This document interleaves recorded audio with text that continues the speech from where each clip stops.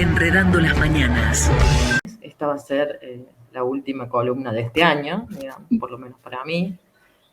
Así que bueno, un poco la idea es hacer como un punteo de varias cosas y de las que sucederán. Bueno, las que sucederán difícil de proyectar así tan livianamente, pero sí hay cuestiones puntuales, ¿no? Como por ejemplo que el año que viene se vienen las elecciones en Turquía y es un tema que nos ha recorrido o ha sido mencionado en todo lo que venimos charlando, en un contexto donde la región, esta región antiguamente kurda, ¿no? Bueno, en realidad sigue siendo kurda, solamente que a través del capitalismo y la colonización se terminó transformando en lo que conocemos como Siria, Irak, Irán y Turquía.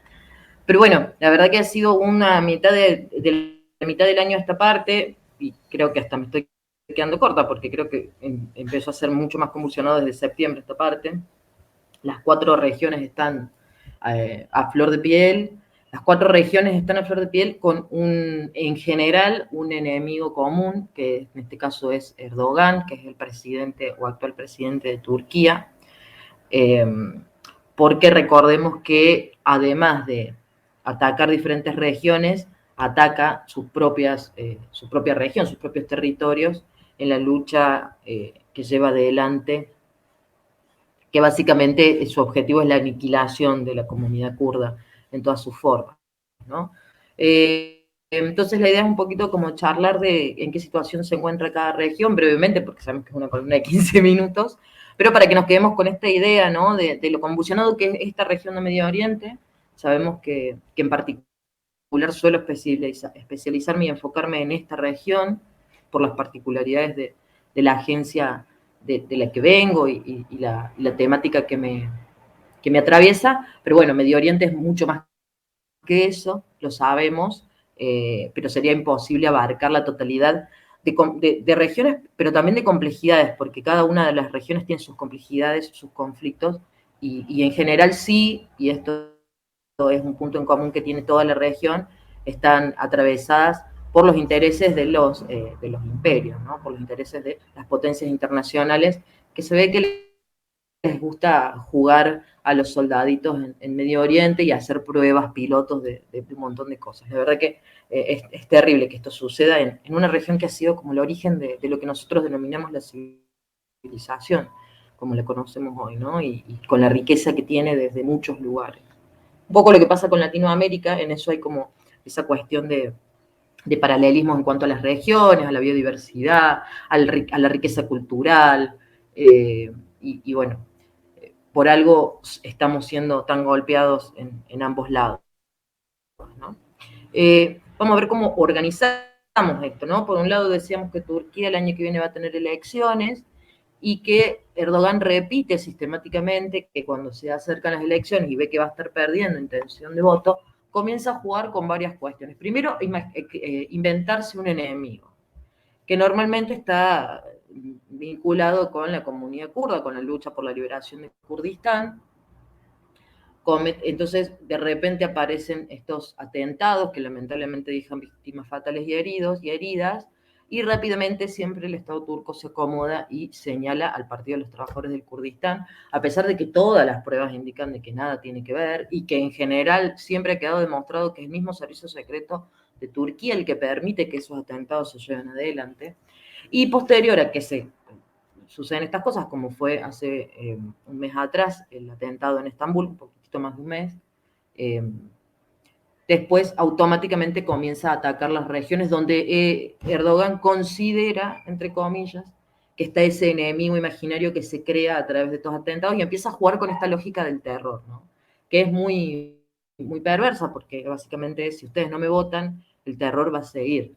No, y ya directamente ni siquiera tiene el cuidado de decir yo soy el único que puede resolver el terror, sino que directamente es como que queda claro que si él no gana, el terror va a venir por todos lados y lo voy a dejar entrar. Impunidad absoluta. Total impunidad con un Estado que, volvemos a recordar y lo vamos a repetir hasta el cansancio, es un Estado que está en negociaciones de proceso de ingreso a la Unión Europea, es el que más recibe euros en el mundo por la tragedia de los refugiados, pesar de que ese dinero lamentablemente en general no va hacia los refugiados, sino que va a todas estas locuras de guerra que tiene el régimen de Erdogan. Recordemos que muchas veces se da el lujo de hablar sobre su política de refugiados en otros lugares del mundo y de hablar de derechos humanos en otros lugares del mundo. Y en este momento nos encontramos con este escenario, ¿no? Que nuevamente ataca. El otro día, lo comento como algo anecdotario de la complejidad del tema, ¿no? Me decían, bueno, que está atacando mucho, que hay que estar atentos y demás.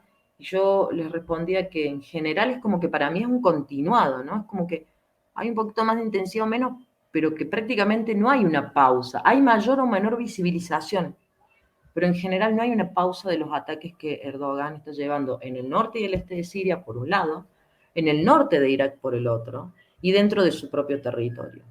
Y también de otras maneras, por ahí no de manera tan directa, por lo menos no por ahora, en las regiones kurdas de Irán.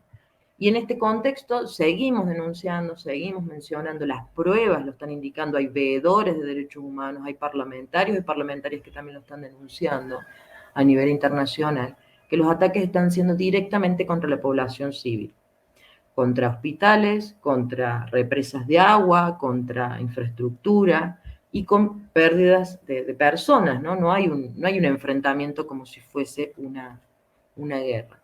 Y con esta suerte de idea de que en los lugares donde ataca está el enemigo. Nunca sabemos bien quién es el enemigo, pero a la comunidad internacional evidentemente esto no le importa porque sigue sucediendo, ¿no? No hay sanciones que quedan en la nada, y esto se viene repitiendo cíclicamente, y normalmente cuando está cercano a las elecciones se intensifica, recordemos, un país que disfrutó de una estabilidad económica durante muchísimos años, me atrevería a decir, si mi memoria no me falla, que más de 30 o 40 años, y de repente el gasto en guerra es tan brutal que ha descuidado la economía interna del país y hoy tiene tasas muy altas de desempleo, pero sobre todo una tasa de inflación del 84% acumulado, que, bueno, para nosotros y nosotras no es, o sea, sí, es un montón, porque incluso es más que la que tenemos nosotros, pero también teniendo en cuenta que nosotros venimos de unas crisis casi cíclicas y hay otro acomodamiento. Esto es directamente una moneda estable y de golpe, en menos de un año, una inflación del 84%. Entonces, en todo este contexto, esperamos que en las próximas elecciones se pueda dar vuelta un poco la situación, más allá de que la oposición, que tiene más posibilidades de ganar, no necesariamente sea un gobierno o una propuesta revolucionaria de izquierda, pero bueno, con otras posibilidades de diálogo y entendemos que con menos masacre. Pero bueno, la verdad es que todavía queda mucho, sabemos que a Erdogan no le importa nada en estos momentos, digo, por ahí uno podría hacer un cierto paralelismo con lo que sucedió en Brasil o con lo que sucedió en su momento en Bolivia y demás, pero la realidad es que Erdogan es mucho más cruel, pero sobre todo mucho más fuerte, porque recordemos que entre muchas otras cosas tiene la posibilidad de veto para el ingreso de Finlandia y Suecia a la OTAN, tiene el segundo ejército más fuerte de la OTAN, entonces también hay otras reglas de juego que lo ponen en un lugar donde puede negociar todo el tiempo, ¿no? Entonces, por un lado sigue atacando el norte de Siria, el norte y el este de Siria, sigue atacando las regiones kurdas dentro de Turquía, sigue habiendo denuncias de utilización de armas químicas, porque es muy difícil la lucha cuerpo a cuerpo con una guerrilla que está constantemente en las montañas preparada para recibir esos ataques, independientemente de las diferencias tecnológicas y armamentísticas que hay entre ambos. Entonces ya sabemos que hace aproximadamente un año que ha empezado a utilizar armas químicas prohibidas, que hay denuncias, que hay informes, que hay pruebas. Y por el otro lado, en el norte de Irak también vuelve a atacar casi constantemente, en esta lógica de que el PKK también está organizado en el norte de Irak, a pesar de que la organización se retiró de esa región hace ya creo que casi un año. Por lo pronto, la comunidad internacional sigue inmutada, diríamos, ¿no? Porque incluso acaba de haber una visita de la Comisión contra la Tortura a la cárcel de Inralí, donde está aislado el líder del pueblo kurdo, Abdullah Öcalan. El informe nuevamente todavía no sale. Se dice que probablemente ni siquiera se hayan reunido con Abdullah Öcalan, que está desde el año 99 en aislamiento agravado. Entonces se dan un montón de variables que siguen abonando a que Erdogan siga haciendo lo que quiere. Y bueno, esto es muy tremendo para la región, pero también a nivel internacional. Recordemos que si sigue atacando el norte de Siria, las organizaciones terroristas de la región se van a seguir reacomodando, van a volver a cometer las masacres y genocidios que han cometido y van a volver a generar atentados y ataques en diferentes lugares del mundo. Entonces, más allá de lo comunitario, de aunar las luchas y demás, hay un peligro real y latente que incluso es un peligro para los estados-nación, que están haciendo la vista gorda en todo esto que viene sucediendo. Pero bueno, sabemos que el pueblo kurdo y los pueblos de la región de Medio Oriente son pueblos que resisten, que se organizan, que siguen luchando, y bueno, la mejor manera por ahí de acompañar a la distancia, a pesar de eso, ¿no? De la tremenda distancia que nos separa, es saber de la problemática, denunciarla, señalarla y bueno, y estar al pendiente sobre todo de lo que vaya a estar sucediendo en un periodo que para nosotros entra como un periodo de verano, pero que en esas regiones entra como un periodo invernal y suele ser bastante más complejo, sobre todo por la cantidad de destrucción de infraestructura que hay en la región, y en cuanto a cómo llevar adelante una resistencia en esas condiciones. De hecho, lo normal suele ser, lamentablemente, ¿no? Que comiencen a atacar en esta época y no en la época más de verano. Y por último, les quería dejar una recomendación.